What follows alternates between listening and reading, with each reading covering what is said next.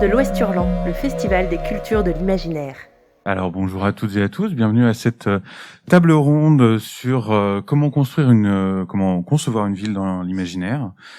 Pour cette table ronde, on accueille Guillaume Chamanadjan, Claire Duvivier et Lionel Davoust, qui sont trois auteurs, on va dire plutôt marquants de ces dernières années sur la fantaisie en France, et qui ont tous travaillé sur plusieurs ouvrages où l'urbanité, elle avait vraiment une place importante. Alors on pense à Capitale du Nord et Capitale du Sud, que j'ai pas eu l'occasion de lire, comme je le disais, mais c'était quelque chose qui était aussi marquant dans Un long voyage et dans Port-d'Âme. Globalement, qu'est-ce qui vous amène à placer une œuvre déjà dans un contexte urbain ? Alors bonjour, moi en ce qui me concerne tout ce qui est thématique de littérature urbaine ou d'urbanité dans la littérature, ça dépend de quel sens on le prend, c'est quelque chose qui est très présent dans mon travail déjà en tant qu'éditrice, parce que j'ai fondé avec Estelle Durand une maison d'édition qui s'appelle Asphalte, où on publie des livres où justement la ville est un peu plus qu'un décor. Et évidemment, effectivement, quand je me suis mise à l'écriture, forcément ça a aussi pu transparaître. Effectivement dans Un long voyage, et surtout dans ce cycle de la Tour de Garde que je coécris avec Guillaume Chamanadjan, dans la mesure où c'est les villes qui ont été le déclencheur en fait de l'écriture de ce cycle. En fait, ce qui s'est passé, c'est que je vais commencer l'histoire, tu vas peut-être finir. En fait, tout a commencé par un voyage à Sienne. Alors, pour ceux d'entre vous qui connaissent Sienne, je sais pas s'il y en a, mais c'est une ville merveilleuse. C'est une vraie ville de fantaisie. Une ville médiévale avec des quartiers qui ont chacun leur animal emblématique, et des quartiers qui s'affrontent dans une course de chevaux une fois par an. Enfin voilà, c'est une ville où on peut vraiment se perdre et s'amuser à chercher les fontaines et les églises de chacun des quartiers en regardant des indices, en trouvant des gravures d'animaux, des choses comme ça. Nous, on était enchantés, on est partis de là en train, on s'est amusé à inventer une super Sienne, on va dire, encore plus grande, encore plus vaste, avec des problématiques politiques inspirées par l'Italie de la Renaissance florentine. Et l'idée c'était pas d'écrire un roman, l'idée c'était juste de tuer un peu le temps et de s'amuser et de créer cet univers. Ça aurait pu être un univers de jeu de rôle ou un univers de jeux vidéo ou quelque chose comme ça. On est vraiment parti juste de cette ville en fait. En fait, c'était vraiment du pur world building, il y avait pas d'intrigue. Et ce procédé, on l'a répété quelques années plus tard, après un voyage à Amsterdam, qui pareil, nous avait beaucoup marqué avec son côté, les quartiers qui étaient vraiment dessinés, délimités par des canaux. Et effectivement, on avait fait le même exercice, et c'est là qu'on s'est dit qu'on avait peut-être quelque chose qui était plus que des décors, en fait. Voilà, et donc c'est un peu à partir de là, bon, ça nous a pris encore un petit peu de temps avant de nous dire on va en faire des romans. Puisque comme disait Claire, c'était surtout du world building pour passer le temps en fait, pour nous amuser. Mais au bout d'un moment, on s'est dit allez, un été de désœuvrement, on s'est dit allez, lançons-nous, un truc qu'on sait à peu près faire tous les deux, c'est écrire. À peu près en tout cas, enfin et puis à peu près, et du coup on a commencé à structurer effectivement en se disant voilà, on a ces deux villes qui sont complémentaires, qui sont deux visions de l'Europe de la Renaissance, enfin ou du siècle d'or hollandais en l'occurrence. Et si on opposait ces deux visions entre guillemets de la société, et quand on dit vision de la société, c'est les villes en elles-mêmes, d'un point de vue architectural, d'un point de vue sociétal, d'un point de vue culturel, pour en faire vraiment deux trilogies complètes, une histoire pour chaque. La ville de manière générale, à la base, finalement, c'est, historiquement au tout début, quand les communautés humaines se rassemblent, c'est par définition l'espace qu'on dompte. On se rassemble autour du feu, puis on se rassemble autour des sociétés. Donc, par définition, c'est un espace, et c'est encore plus présent dans l'inconscient aujourd'hui avec nos villes, évidemment, qui commencent à être connectées, mais nos villes très très modernes, très confortables au sens où l'on a tout qui est à notre disposition, eau, électricité, chauffage, etc. En tout cas, quand on a la chance de les avoir, bien sûr. Par définition, en tout cas dans la représentation qu'on en a de façon superficielle, la ville c'est un espace qui est dompté, qui est apprivoisé, qui est par définition pas sauvage.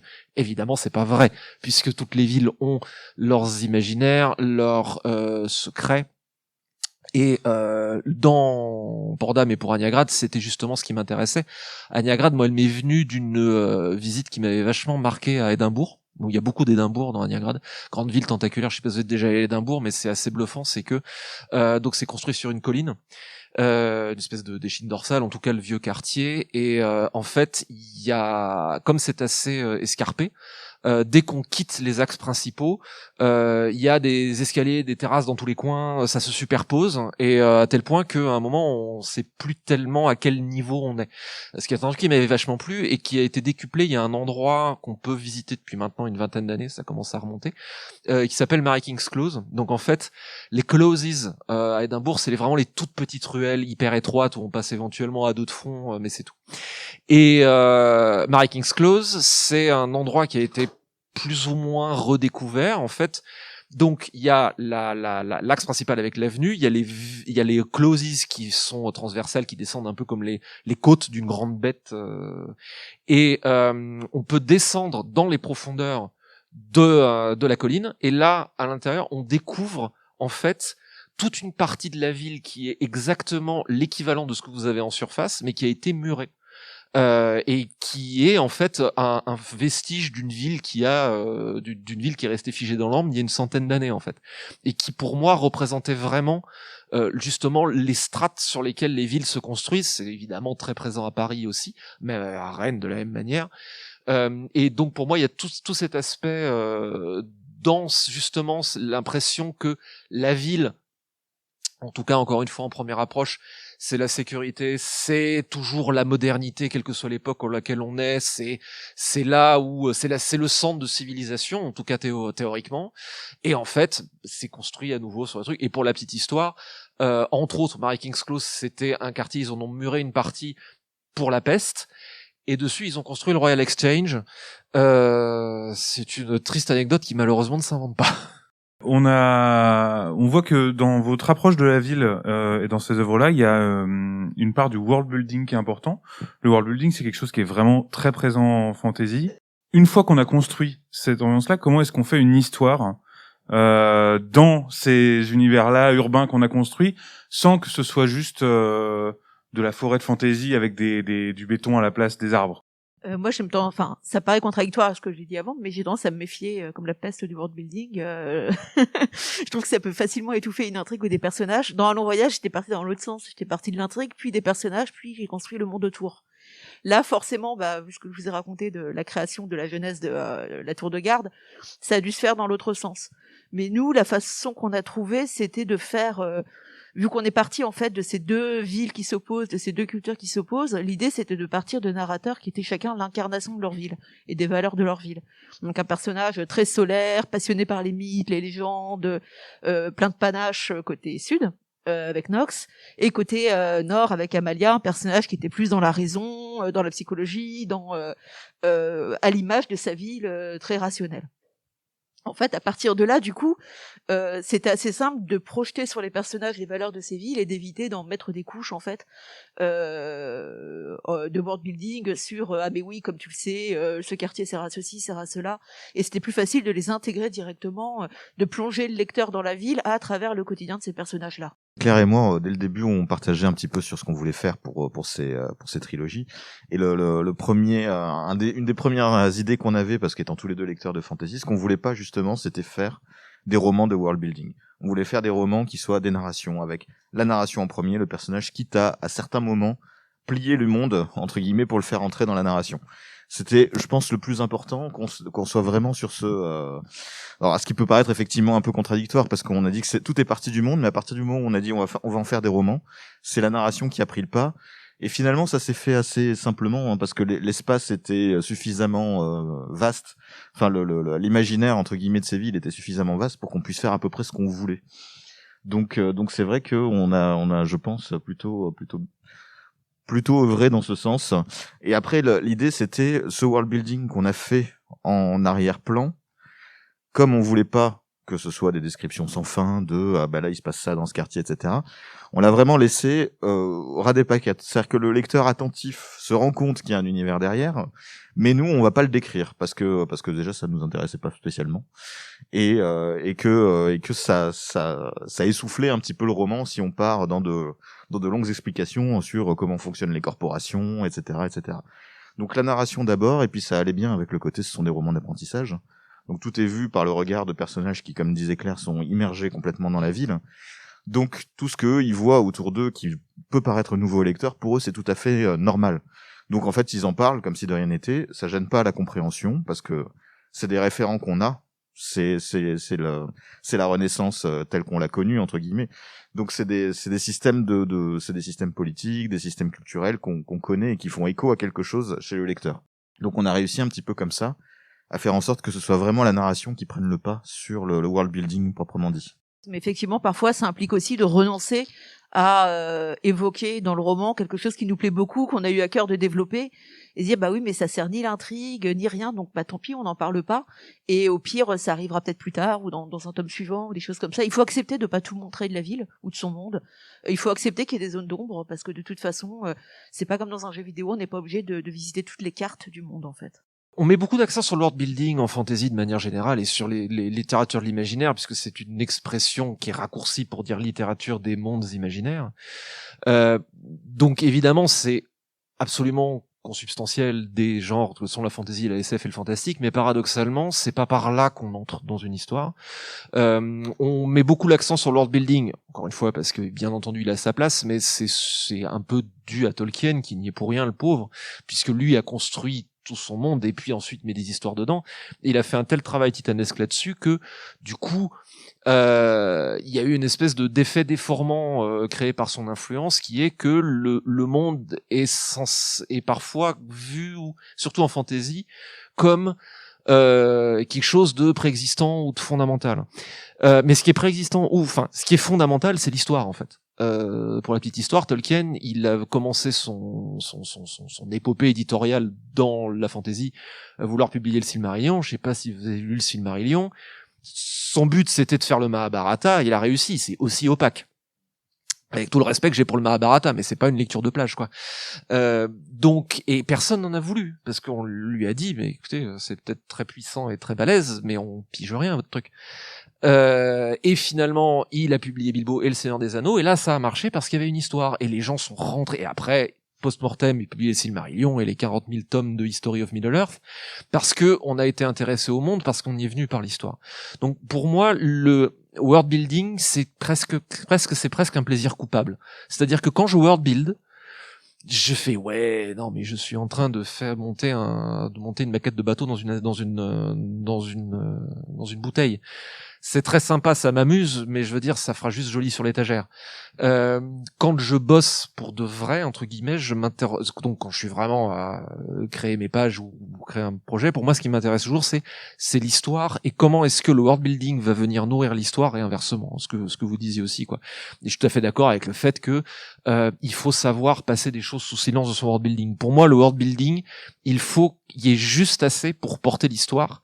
C'est évidemment fondamental parce que c'est ce qui fait un livre d'imaginaire, mais c'est peut-être le plus grand, le figurant, c'est un figurant, et c'est peut-être le figurant le plus important. C'est l'histoire et les personnages qui vont porter les choses, et à partir de là, pourquoi une ville d'imaginaire ou pourquoi world builder une ville d'imaginaire? À partir du moment où ça va servir l'histoire qu'on a envie de raconter et que ça va se nourrir mutuellement, quoi. Tu dis servir l'histoire, et c'est un point que je trouve intéressant. Quel genre d'histoire on raconte dans une ville qui vont différencier?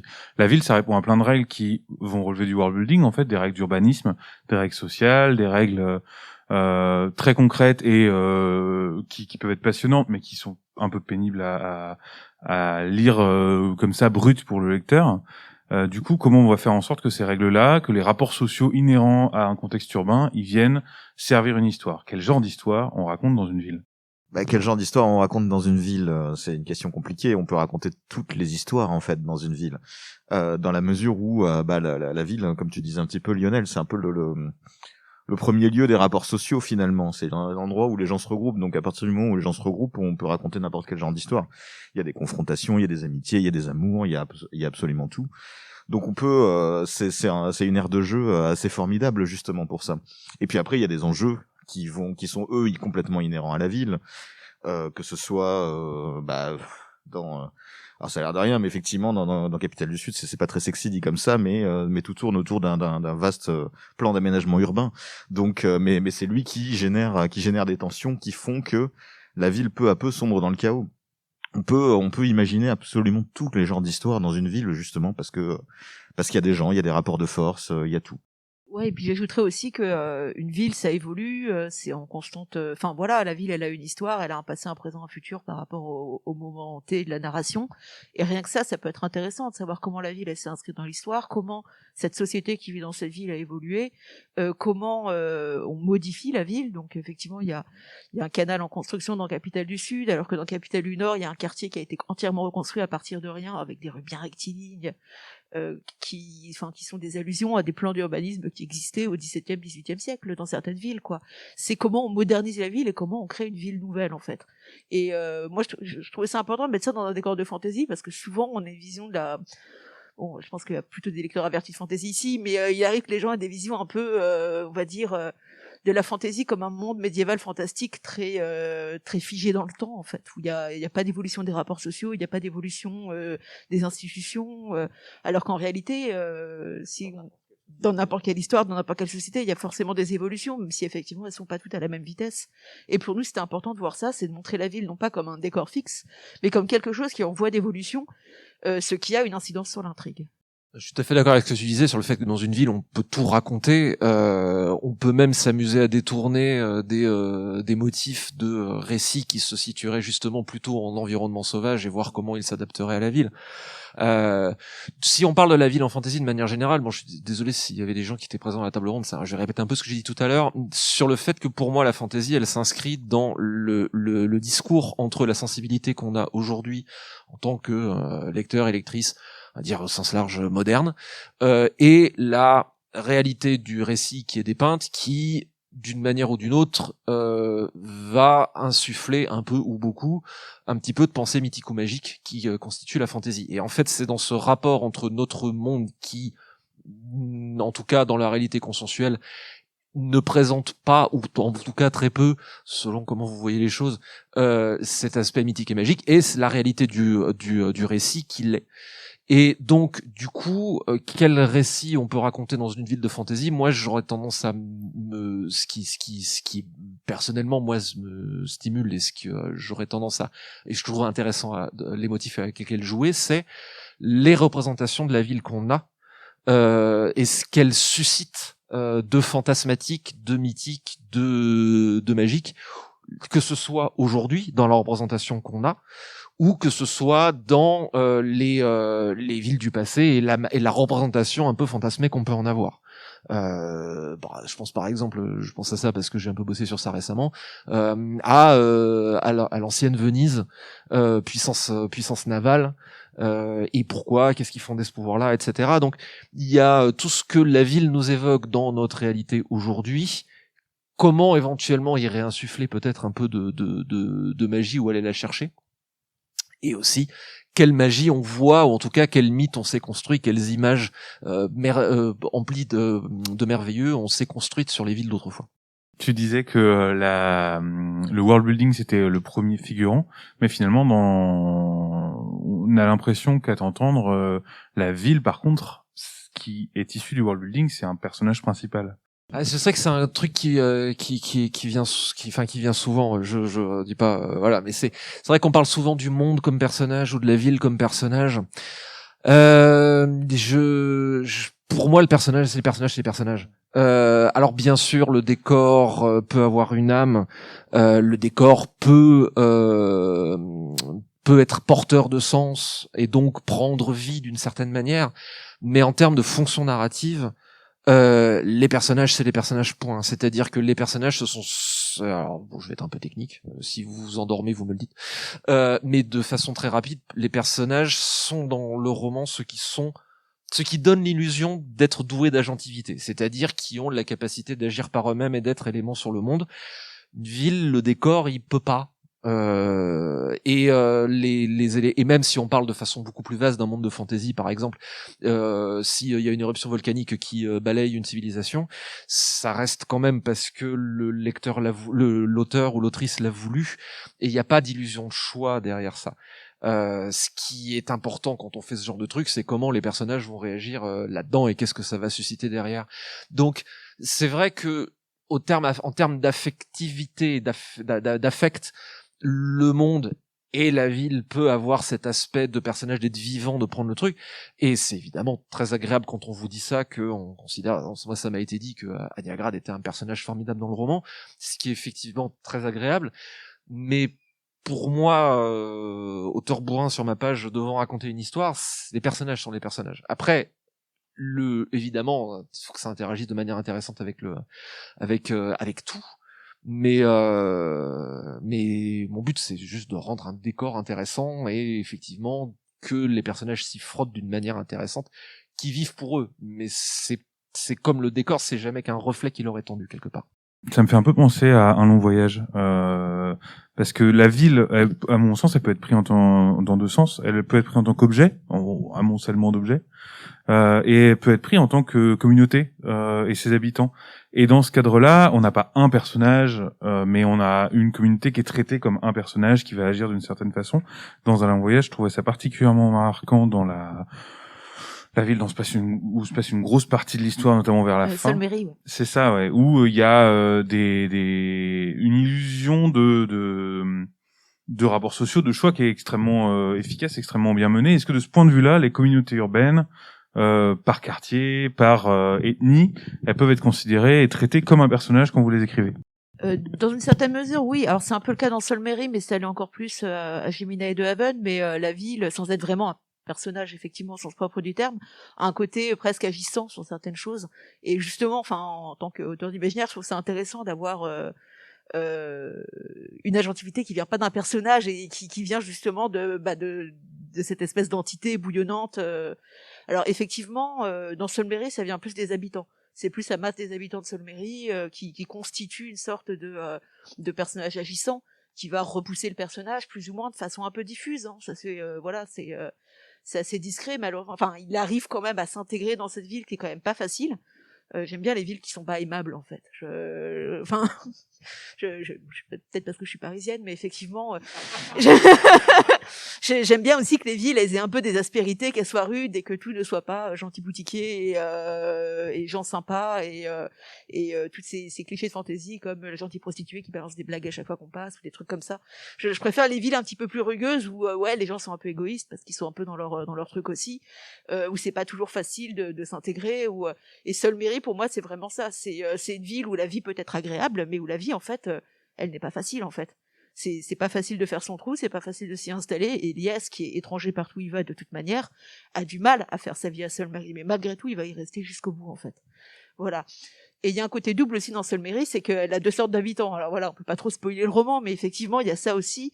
Il y a un côté, qu'est-ce qu'on fait d'une ville qui appartient à deux peuples, deux sociétés, en fait. C'est un peu l'inverse, finalement, de la Tour de Garde, où effectivement, là, on a deux villes, quoi, mais Oui, une ville pour deux peuples dans un long voyage, et puis deux peuples et deux villes entre guillemets pour la tour de garde. Alors je rejoins un petit peu ce que disait Lionel sur le côté effectivement. Alors moi je suis toujours très flatté quand on me dit que Gemina prend vie quand on lit le roman et que c'est un personnage à part entière. C'est pas tout à fait vrai. Alors c'est vrai qu'on fait en sorte, et c'est là où je rejoins aussi un petit peu Claire. En fait, c'est une table ronde, on est tous d'accord. C'est un peu pénible, mais c'est en fait les villes sont elles sont pleines d'aspérité. Il faut pas que la ville soit complètement lisse. On essaye de faire en sorte que la ville ce soit pas seulement une architecture et un cadre, qui est des odeurs, qui est des gens qui se baladent, des boulangères pas sympas, des machins. Donc tout ça, ça crée une espèce de cadre entre guillemets qui nous permet de faire avancer l'intrigue et puis d'immerger complètement les personnages dedans. Et c'est vrai que pour le lecteur, ça donne l'impression que ce qu'on voulait, c'était parler de la ville. Alors qu'en réalité, non, on voulait juste créer un carcan entre guillemets où le lecteur se sente bien, où le personnage puisse évoluer. Donc en fait c'est un petit peu ça, et cette ville elle se crée avec des aspérités parce que on essaye de pas faire le voyage du héros entre guillemets en narratologie. En gros le voyage du héros c'est juste le héros qui avance et puis il lui arrive des péripéties et puis il accepte l'épreuve, il rencontre un mentor, etc. Non, là on fait en sorte que la ville soit vivante, on lui crée des aspérités. On fait en sorte qu'il y ait des lignes de narration qui se croisent, en fait, que les personnages, la boulangère qu'on croise, elle est pas seulement là pour faire joli, elle a son propre voyage finalement, elle a ses propres enjeux narratifs. Des fois, elle va mettre des bâtons dans les roues parce que voilà, et puis des fois non. Donc en fait, et tout ça concourt à faire en sorte, à donner l'illusion que cette ville elle est vraiment vivante. Et c'est vrai que souvent chez le lecteur on dit que du coup elle prend vie et que c'est un personnage à part entière. Mais faut pas oublier, ça reste un cadre avant tout. Aussi d'accord avec toi. Dan, non complètement et j'aime beaucoup ce que tu dis justement sur le fait que la ville justement c'est pas un trajet rectiligne et au contraire c'est un réseau et avec des tensions, c'est quelque chose de très organique et donc du coup on peut dire que ça prend vie peut-être de ce point de vue là, mais c'est justement ce tissu d'interaction qui peut partir dans tous les sens avec des équilibres plus ou moins instables.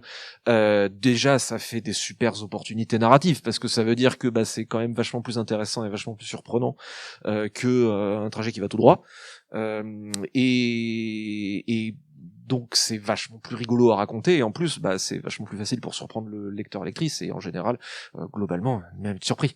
Je reviens à ta question, je suis par contre oui, les communautés carrément peuvent être des personnages là à part entière parce que là aussi il y a agentivité. Alors après les communautés sont pas monolithiques et on peut aussi rentrer là-dedans.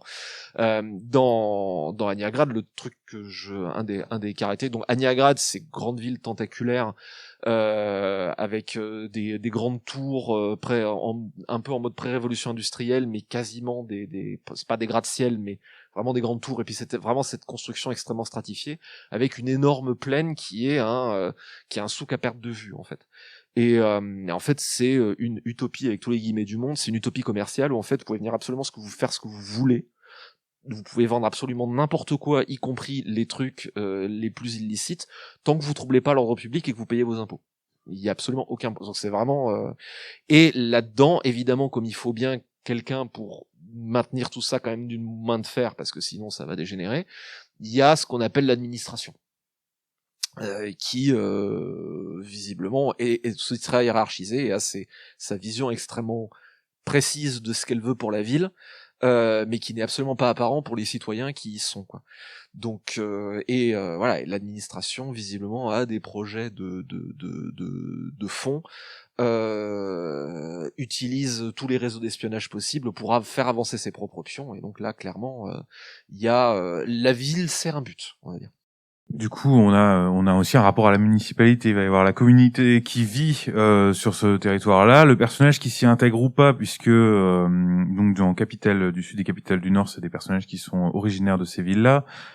Mais dans Port-d'Âme et dans Un long voyage, à l'inverse, c'est des étrangers qui arrivent et qui sont là pour différentes raisons, propres à la ville d'ailleurs. Et du coup, au cœur de ça, il y a la municipalité qui va un peu venir interagir. Comment vous gérez ce rapport à la hiérarchie qui est pour le coup inhérent vraiment à ce contexte urbain? Alors dans le cas de Capitale du Nord et Capitale du Sud, ça se fait de façon très différente, tout simplement parce que les deux villes sont extrêmement différentes. Après avoir fait dans Un long voyage un personnage qui est un petit dans l'ombre des grands en fait, qui regarde un peu les événements historiques en étant voilà le secrétaire ou l'homme de l'ombre, l'homme de l'administration. Dans Citadin de demain, la narratrice Amalia, elle est issue de la caste aristocratique de la ville, et en fait elle est destinée à être au pouvoir en fait. Elle est destinée à être bon voilà, il y a un système avec 2 chambres, un conseil avec 2 chambres, une chambre haute, une chambre basse, mais à chaque fois c'est l'aristocratie dans les 2 cas. Et elle est destinée à récupérer la charge familiale, oui voilà, héréditaire voilà de ses parents en fait.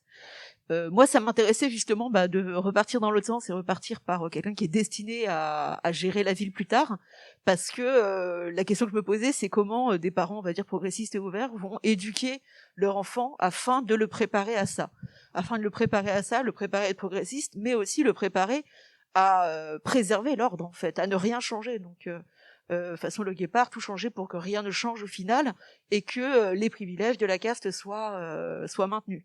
Alors évidemment, ça va pas du tout se passer comme ça, sinon ce serait pas très très intéressant comme un roman de fantasy. Mais ça m'intéressait de savoir justement comment en fait la ville se préserve, le gouvernement de la ville se préserve génération après génération, et comment par l'éducation on arrive à préparer en fait les citadins de demain, comme le titre du roman l'indique, pour qu'en fait ils continuent à gérer la ville toujours dans cette même direction. Ouais, côté Gémina, c'est complètement différent parce que en gros, la réponse c'est le chaos. Voilà, c'est une ville qui est effectivement chaotique dans l'organisation de ses rues, qui est chaotique dans la façon dans la vie de tous les jours, et c'est aussi forcément le reflet du chaos qu'il y a à la tête de la ville, puisque à la tête de la ville, c'est en gros un conseil de ducs. Ils sont 52, ils se chamaillent, ils se disputent, ils veulent des territoires, etc., etc. C'est une république parlementaire, hein, concrètement. Donc forcément, c'est le bordel. Et donc voilà, tout l'enjeu est effectivement, alors ça, j'en parle vraiment que en arrière-plan. Mais tout l'enjeu, c'est que c'est un peu comme à Florence au moment de la chute de la République, justement, qu'il y a le pouvoir qui peu à peu, on le sent, se concentre entre les mains d'une famille, qui place un petit peu ses pions par-ci par-là et qui déjà rompt un petit peu l'équilibre, l'espèce de vaste équilibre chaotique sur laquelle, que sont les fondations de la ville. Et du coup, c'est un duc qui essaye de changer tout ça et de créer un contre-pouvoir qui sera un contre-pouvoir économique. Et c'est ça qui fait basculer complètement la ville dans le chaos. C'est un peu comme fournir des armes à l'Ukraine finalement. Enfin non, j'exagère. Mais effectivement, l'objet c'est que au fur et à mesure le conflit s'alimente de lui-même au sein du Conseil ducal et ça ne peut que mal se terminer entre guillemets. La municipalité et l'État, de manière générale, c'est une super occasion narrative là aussi, et c'est un vachement bon carburant d'histoire, puisque en gros, sur le papier, théoriquement, en tout cas, ça dépend en fonction des villes, mais en tout cas, sur le papier, le rôle de la municipalité ou de l'État pris au sens large, c'est d'assurer la pérennité de l'institution. Avec plus ou moins de succès. Mais à partir du moment où il y a un but qui est très clair et qui est très tranché, moi j'aime toujours poser la question qui est derrière, c'est d'accord, et tu vas aller jusqu'où pour ça ? Et ça, ça pose après des questions narratives vachement intéressantes, parce que du coup ça permet de passer les personnages au mixeur, ça permet de leur poser des questions éthiques, jusqu'où iras-tu pour défendre ce que tu veux, etc., etc., qui sont moi des questions qui m'intéressent beaucoup. Donc et puis en plus la municipalité ou l'État cherche aussi à assurer sa propre pérennité à lui, ce qui commence du coup à avoir des conflits d'intérêts. Dans Aniagrad, le truc il y avait un jeu sur le fait que donc il y a les gens qui sont de toute classe sociale selon qu'ils ont plus ou moins bien réussi. C'est un peu le rêve américain en version hardcore, et c'est absolument sans aucune barrière. Rêve avec tous les guillemets du monde, bien sûr. Et puis il y a l'administration. Et le fait de l'avoir appelé administration était un jeu pour moi clair avec en fait l'administration informatique. C'est l'administration de Port-Dames s'appelle directement et s'appelle direct. Pour moi c'est l'administration réseau en fait. C'était direct, même si c'est une ville pré-révolution industrielle, le nom était clairement en lien avec ça. C'est-à-dire c'est les gens qui ont les accès partout, tous les droits, qui font tout ce qu'ils veulent, qui ont absolument accès à tous les outils, qui ont absolument aucun... Alors, avec tout le respect que j'ai pour les administrateurs réseau, c'était la philosophie, et j'allais dire qu'ils ont aucun scrupule. Évidemment que les administrateurs réseau ont des scrupules, mais la philosophie qu'il y avait derrière, c'est, il y a un système, il y a des utilisateurs du système, qu'est la ville, que sont les gens qui viennent, qui font fortune ou pas, avec toutes les règles, tout, et il y a les gens qui mettent les règles, et il y a les gens qui eux-mêmes ne sont pas tenus à ces règles-là tant qu'ils assurent la pérennité de l'institution, ce qui était pour moi en termes de philosophie les deux niveaux dans l'informatique que sont les utilisateurs et les administrateurs. Et c'était et il y avait ce jeu-là dedans qui était de reconstruire ce système-là à l'échelle d'une ville, et évidemment voir autant dans un système informatique ça marche très bien, autant je pense que dans une ville ça apporte tout un tas de questions inconfortables et du coup intéressantes. Sortir un peu du domaine des institutions pures, on a évoqué tout à l'heure le fait que, comme on parle quand même de romans de fantasy, il y a nécessairement un rapport... ton terme c'était magique, quelque chose comme... Mythico-magique, c'est ça ? C'est ça, qui va s'installer, et la question c'est, toutes ces villes-là, vous l'avez dit, elles sont ancrées dans des villes qui existent pour de vrai. Elles ont, de par leur construction, même si elle n'est pas exposée forcément de façon évidente dans l'ouvrage, un fort rapport à la réalité. Ça les rend crédibles. Du coup, comment on vient faire intervenir l'imaginaire là-dedans, puisque c'est le thématique du festival, paraît-il. Alors nous, à la Tour de Garde, effectivement, il y a une dimension magique de ces villes-là. Après, c'est de la magie assez soft, hein. On n'est pas trop dans le système de magie hyper développé avec 3 niveaux et des choses comme ça. En gros, on se rend compte à la lecture des premiers tomes de chaque trilogie qu'effectivement, il y a une dimension magique de la ville à laquelle nos personnages vont accéder par des moyens différents. Knox en réussissant à faire une sorte de pas de côté en fait grâce à la versification d'un poème, et Amalia en regardant dans un miroir qui a été préalablement enchanté. Ils accèdent en fait à une autre dimension de la ville qui est très sombre, qui est désertique, qui semble pas temporellement exactement, enfin en termes de distance et de temps, ne semble pas coïncider exactement à la ville de la surface. Et en fait, c'est en l'explorant finalement qu'ils vont déclencher, que l'intrigue va se déclencher en fait. Donc ça, c'est l'élément magique des deux villes.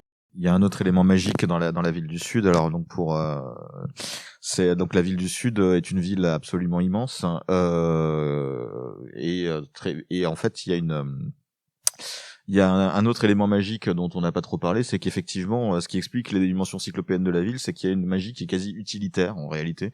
C'est juste des gens qui peuvent prendre des cailloux et puis les mettre les uns sur les autres et juste avec leurs mains ils font un mur en fait. Donc c'est pas une magie absolument impressionnante, ça fait pas des étincelles, il y a pas des gens qui applaudissent à chaque fois que quelqu'un fait ça. Mais voilà, c'est une magie absolument utilitaire, c'est un peu comme s'ils avaient inventé la bétonneuse avant l'heure finalement. Mais ce qui explique effectivement pourquoi la magie, enfin pourquoi la ville est aussi grande. Donc il y a d'un côté effectivement cette magie complètement utilitaire et qui est acceptée par tout le monde, comme si c'était tout ce qu'il y avait de plus normal finalement. Et puis de l'autre, il y a, oui, comme dit Claire, cette dimension parallèle qui elle est quand même beaucoup plus inquiétante.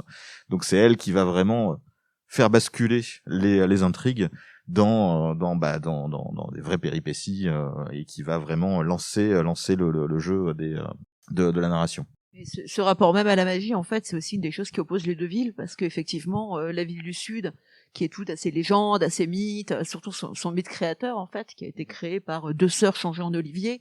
Rien que dans ce mythe-là, on voit que la magie était présente dans la ville et reste dans le cœur de ses habitants d'une certaine manière aussi. Alors que la ville du Nord, au contraire, a complètement étouffé ça.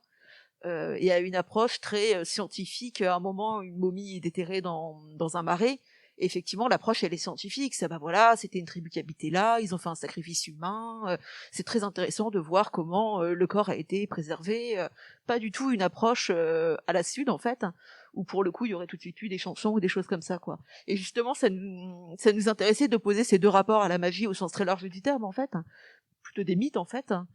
Et du coup, on en a fait des éléments constitutifs des deux villes. Et aussi des personnages, d'une certaine manière.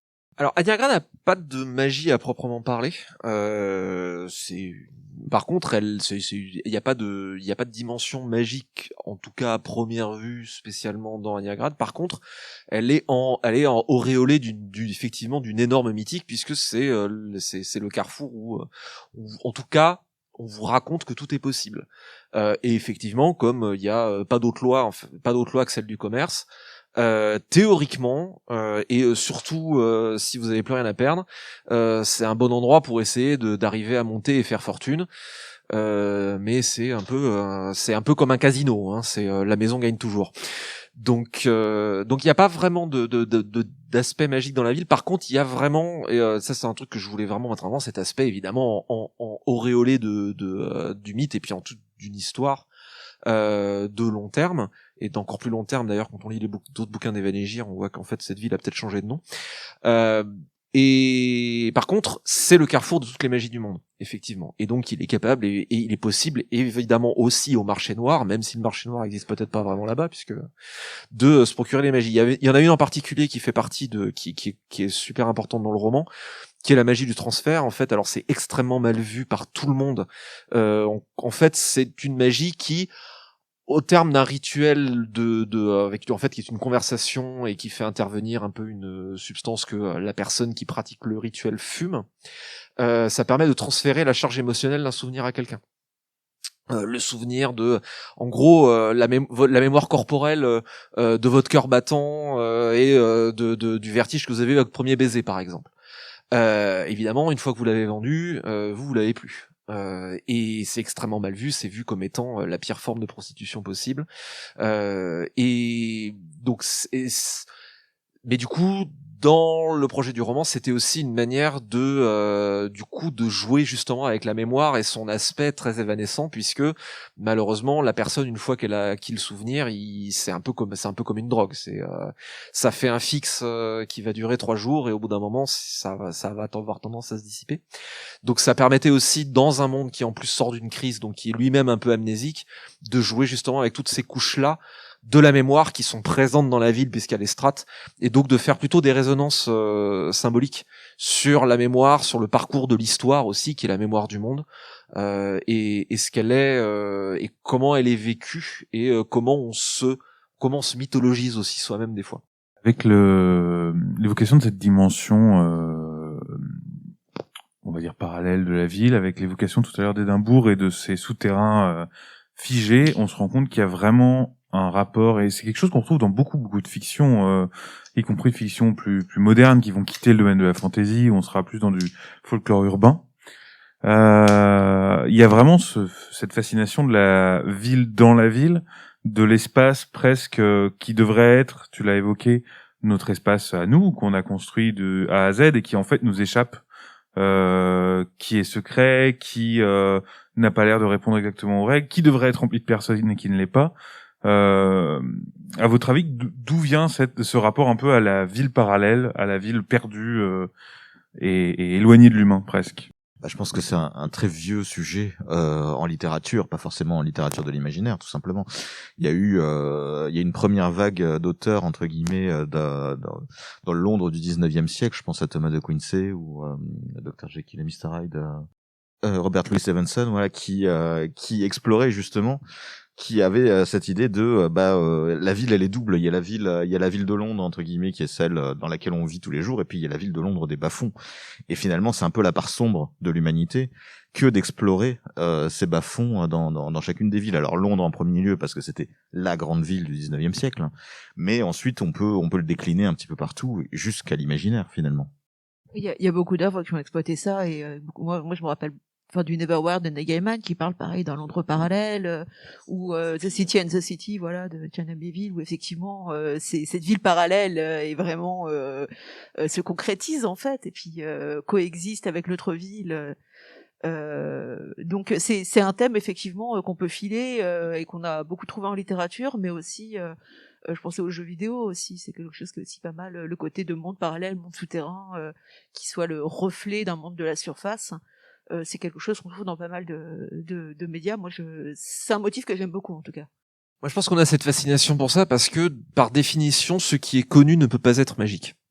Ce qui est connu ne peut pas être un support au merveilleux, au sens large, c'est-à-dire au merveilleux pris au sens ancien, pas forcément féerique. Le merveilleux, ça peut aussi être l'horrifique, mais c'est-à-dire que ça peut pas être le cadre de la surnature par définition, si on le connaît. Donc, et je crois beaucoup que cette recherche du merveilleux est quelque chose qui est fondamental dans l'expérience humaine, parce que c'est ce qui nourrit notre imagination et c'est ce qui nous ravit. Là aussi, avec le sens le plus large possible du terme, la terreur étant une forme de ravissement aussi. Hein.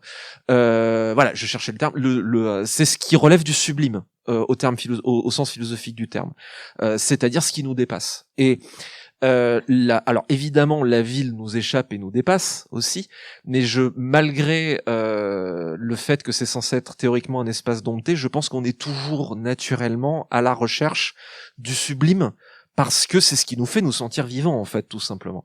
Et donc on va aller le chercher, on va réenchanter. Pour ça aussi que la fantaisie urbaine s'est développée, parce que dont le but avoué en tout cas des premiers auteurs et autrices, c'était de réenchanter un espace qui n'avait plus cet enchantement.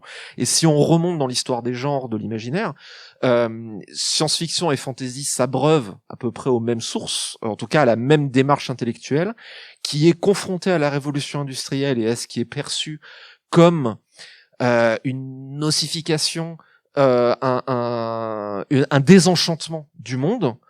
On a envie, par l'imaginaire scientifique ou par l'imaginaire mythique, de réinsuffler de se réapproprier ce réel-là, en justement en replaquant une dimension d'inconnu qu'on va pouvoir hanter de nos représentations, de nos mythes, de nos histoires, etc. Et donc la ville se présentant en tout cas comme que ce soit vrai ou pas, mais se présentant en tout cas à nos représentations comme l'espace dompté, je pense la réaction humaine naturelle, le premier truc, c'est d'aller chercher ce qui est inconnu, justement pour aller retrouver cette part très profonde et très atavique de nous-mêmes. habiter l'imaginaire, et l'imaginaire ne peut se plaquer que sur l'inconnu. Oui, je reviens un petit peu sur le sujet. Effectivement, dans les cartes anciennes, on voyait toujours effectivement ce côté-là. Il y avait le monde connu et puis la terra incognita. Et sur les cartes, il y avait des petits monstres marins, il y avait des dragons qui disaient, en gros, c'est un espace à découvrir où il y a des choses effrayantes.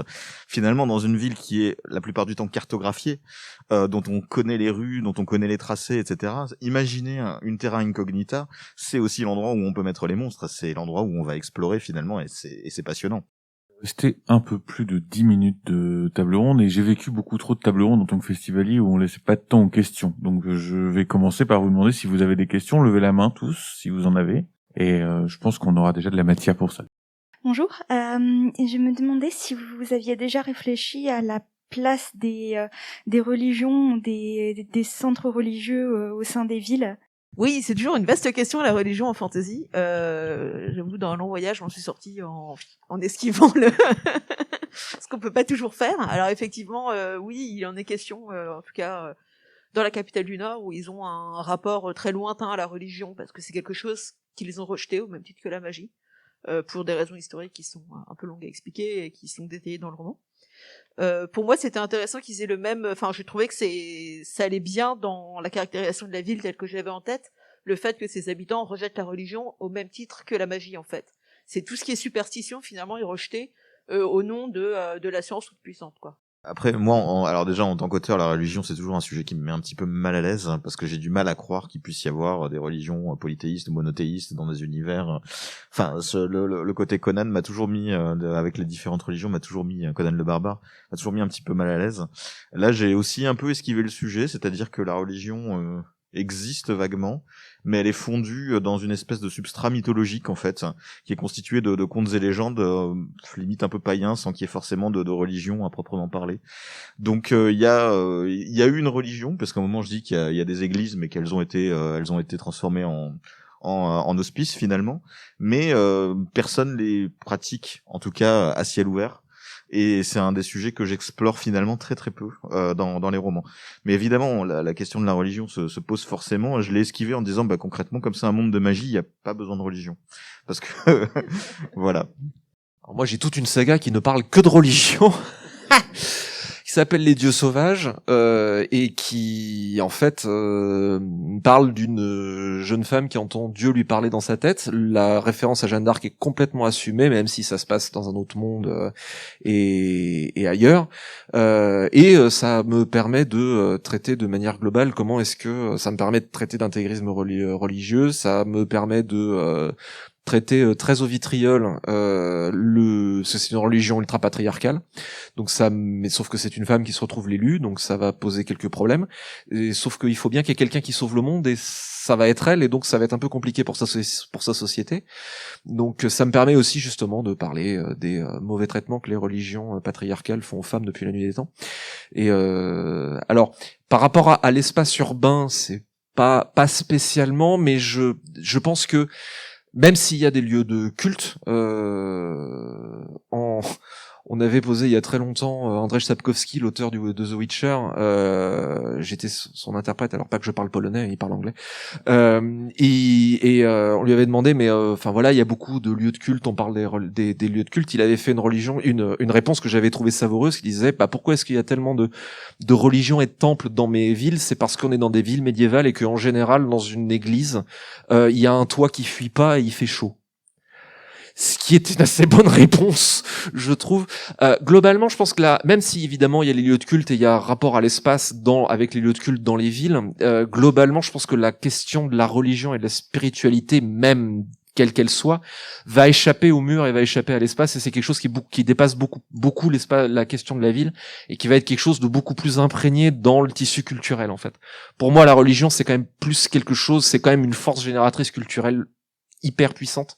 En termes, non pas en termes de c'est bien c'est mal, mais en termes de c'est vraiment une force qui va façonner une culture primordiale, et que ça va plus se ressentir à cet échelon-là, à mon humble avis.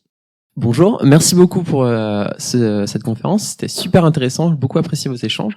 Donc la ville, c'est un endroit dense où les populations se mélangent, où les inégalités sont démultipliées et exposées, et vous en avez parlé, un des thèmes récurrents, c'est la ville parallèle avec les riches dans la hauteur et les miséreux dans le sol ou dans le sous-sol.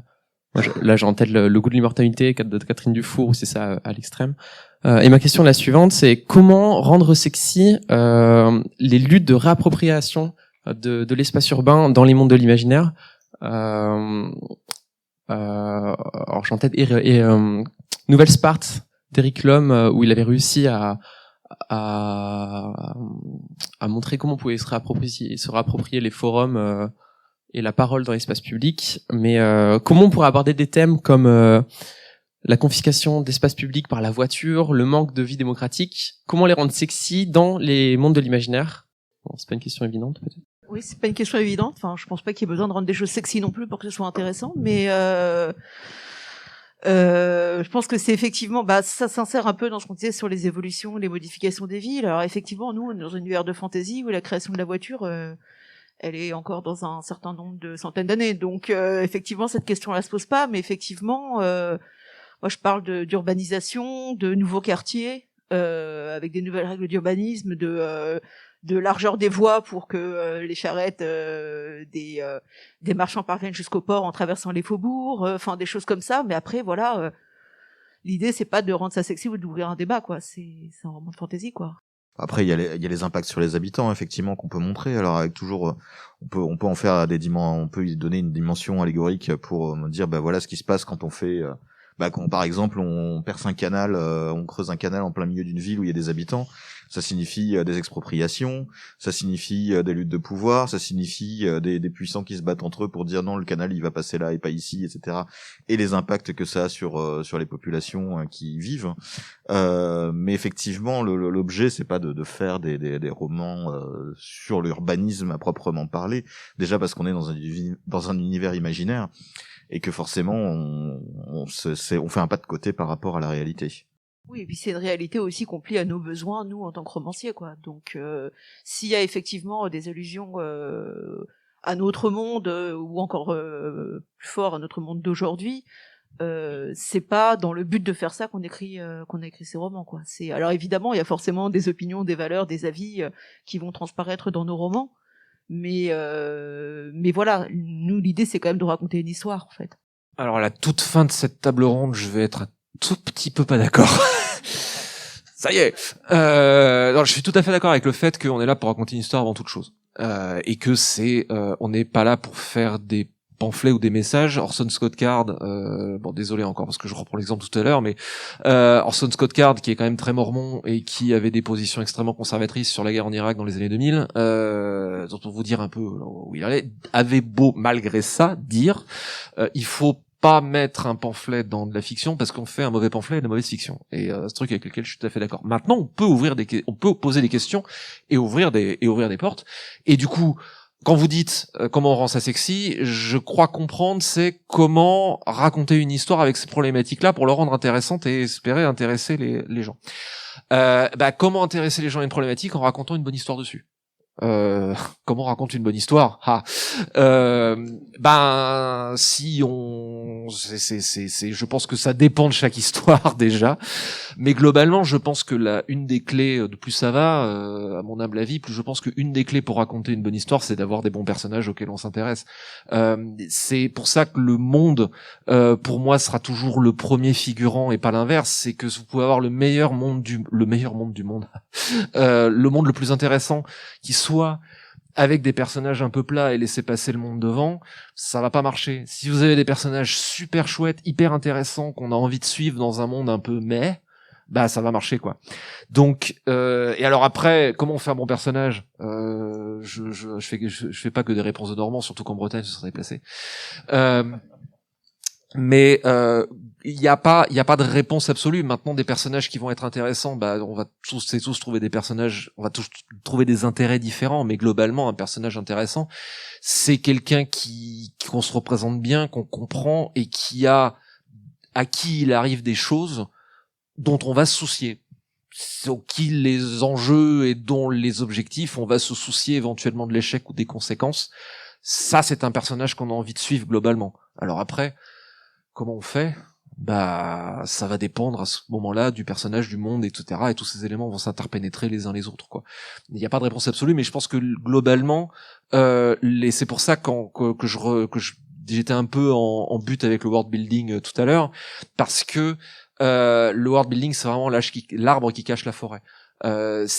L'histoire va être générée par le monde, parce qu'évidemment l'histoire s'insère dans le monde imaginaire, mais l'histoire avant toute chose, on se va suivre des personnages, et c'est ça qu'on va avoir envie de suivre, à travers lesquels on va découvrir le world building, les enjeux, les questions, les thèmes qu'on a envie d'aborder, les trucs qui nous grattent, les colères qu'on peut avoir en tant qu'auteur ou autrice, et qu'on va injecter là-dedans, etc. Mais avant toute chose, on va suivre une histoire qui va arriver avec des gens, et c'est par là qu'on commence, je pense.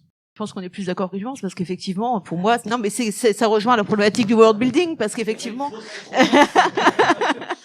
mais effectivement, partir d'un world building pour créer une histoire, effectivement, on a vu que c'était pas le bon sens, et je pense que partir des thématiques pour aboutir à une histoire, pareil, c'est pas le bon sens, quoi. Faut vraiment partir de l'intrigue et voir, mais pas se dire, je vais écrire une histoire qui va expliquer telle thématique sociale qui m'intéresse et qui me tient à cœur. Si elle vous tient vraiment à cœur, cette thématique, elle va transparaître dans votre intrigue de toute façon. Donc il faut plutôt partir dans ce sens-là, je pense.